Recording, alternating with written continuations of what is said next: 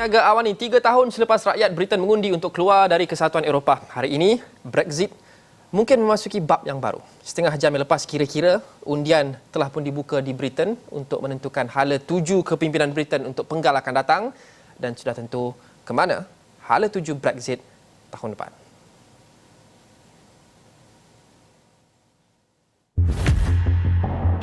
Malah, penemuan jalan buntu dalam isu Brexit menjadi punca utama mengapa Perdana Menteri Britain Boris Johnson membuat keputusan untuk membubarkan Parlimen dan mengadakan pilihan raya umum pada 6 November lalu. 4 parti utama bakal menjadi pemain utama dalam pilihan raya kali ini, masing-masing mempunyai pelbagai pendapat dan pendekatan berkaitan Brexit. 650 kerusi di England, Wales, Scotland dan Ireland Utara bakal menjadi rebutan. Kini, kesemua parti dan sosok utama di pentas politik Britain membuat rayuan terakhir kepada pengundi Britain.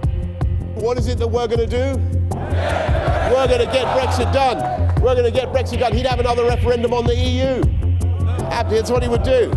And I don't know what you feel, but I think whether you voted leave or remain, I think it's time for this country to come together and move on and honour the will of the people of this country. And we can. We can do it, can't we? We've got a deal. As I never tire of telling you, it is oven ready or microwave ready. Pick your cooking style. Just add hot water. It's there. It's ready to go. Johnson turut berdepan saingan sengit untuk mengekalkan kedudukannya sebagai Perdana Menteri Britain. So when the election comes tomorrow, it is a very clear choice. You go down the road with Boris Johnson, a sweetheart deal with Donald Trump, you break off any serious relationship with Europe, or you go down the Labour way, which is the adult responsible way of negotiating a settlement that we will all live by and I will make sure is carried out in the future relationship with Europe. But we also go down the road of investing in our country, investing to end austerity and redistributing wealth and power in our society in a way that's never been seen before by any government in Britain. Dalam waktu Malaysia, pengundian di Britain akan bermula jam 3 petang Khamis dan berakhir jam 6 petang Jumaat. Tetapi apa impak ketidaktentuan ekonomi menjelang pilihan raya Britain dan juga ketidaktentuan berkenaan dengan Brexit? Dan bersama kami sekarang menerusi Skype adalah penganalisa pasaran FXTM Han Tan. Han, thanks so much for joining us. There still is a lot of uncertainty in terms of where this is going to head, in terms of the future of the British government as well as Brexit. Are you seeing any reverberations from this in the markets at the moment?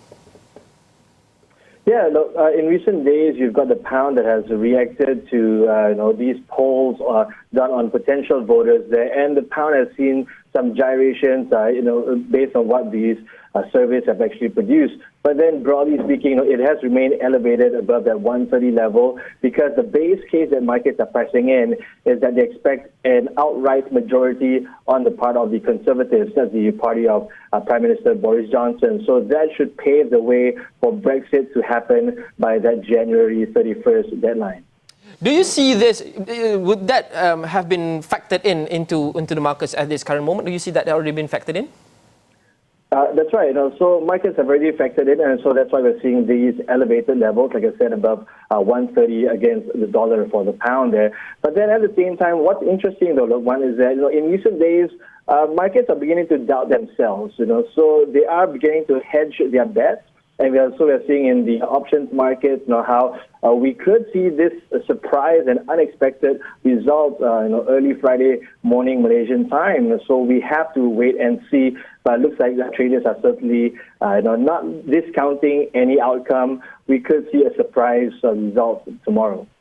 Well, Han, the question in this part of the world is, this is all happening, but economically, why should we care? Because the UK is not in the top 10 of our trading partners. The EU is not in the top 10 of our trading partners. Why should we care in this part of the world in an economic sense? Right. Well, in an economic sense, from a real economic sense, so, despite there being lesser real economic ties between the UK and Malaysia, but it's very real for say, individuals who want to study in the UK, or they certainly like to go for holidays over there. So I think the levels of where the pound is at, not just versus the dollar, but of course versus the ringgit as well, it ensures that we have to pay attention to the Brexit saga. So if you have to follow the poll numbers, we are probably most probably going to see Boris Johnson's January 31st plan of Brexit materializing when the time comes. January 31st, what is it going to do to local markets in Europe and also in the UK and also emerging markets when Brexit finally takes shape or finally happens? Right.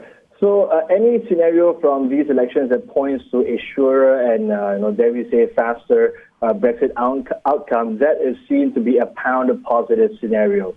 So that feel-good sentiment and risk-on sentiment should feed into other classes, other asset classes as well.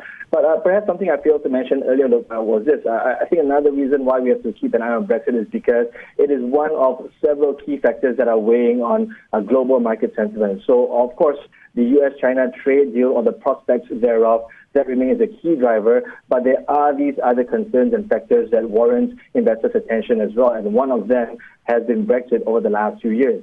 Right. The external developments or external headwinds have been famous in terms of what they do, or rather infamous of what they do in terms of the local market. We've seen an outflow or probably an exodus of foreign funds out of the local markets. You've kind of led into my next question. I'm probably venturing a bit far here, but I just want to get you, before we end this conversation, well, how do you think 2020 is going to look like for the local markets in Malaysia, following what you said, following Brexit, following the trade war and all those things? Right. Well, I think it's very much contingent on whether or not we see a U.S.-China trade deal, a phase one trade deal in the near term, because that will greatly shape the outlook for 2020. Because if this phase one trade deal involves a rolling back of tariffs, that will significantly alleviate the downward pressures on the global economy. Now, we have seen the dismal economic numbers out of various Asian economies, be it for manufacturing or even exports, right? So if you have that major headwind removed, or at least weakened significantly, then that will greatly improve the appetite for Asian assets, that will improve the prospects for a significant economic rebound for Asian economies, and of course, that includes Malaysia as well. Han, thanks so much for joining us all the way from Cyprus. Han Tan, penganalisa pasaran FXTM, membincangkan berkenaan dengan apa yang terjangkakan dari segi ekonomi dan ketidaktentuan pasaran dengan pilihan raya umum Britain yang sedang berlangsung sekarang. Niaga AWANI berteriak seketika, kita kembali selepas ini.